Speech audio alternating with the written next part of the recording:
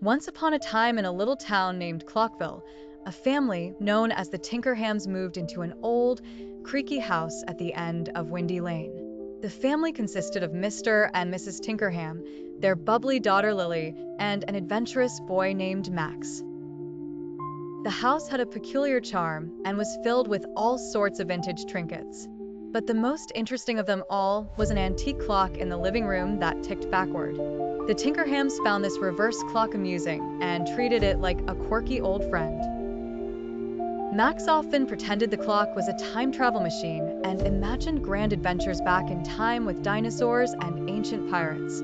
However, their amusement didn't last long when strange things started to happen. Time seemed to go awry in the house.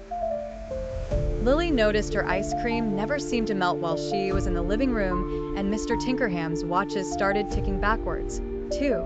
The family brushed off the odd occurrences until they found a dusty old journal tucked away in the attic. The journal belonged to Mr. Hargrove, the previous owner, who had meticulously chronicled tragic events befalling his family every time the clock reached zero.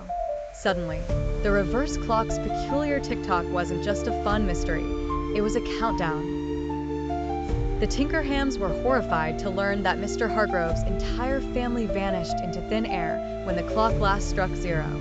The family realized they needed to solve the mystery of the clock before it reached zero again. As they pieced together Hargrove's notes and the house's eerie history, they discovered the house was built by an old clockmaker who disappeared under mysterious circumstances. The clockmaker wanted to control time to prevent tragedies, but instead created a device that summoned them.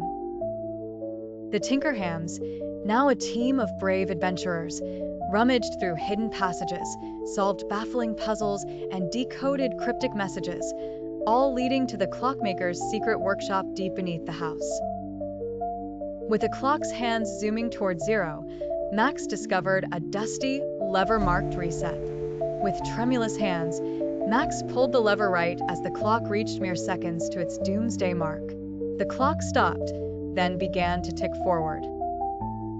The gloom surrounding the house lifted. They emerged relieved, thankful, and grateful for the normal, forward-ticking clocks that greeted their morning alarms.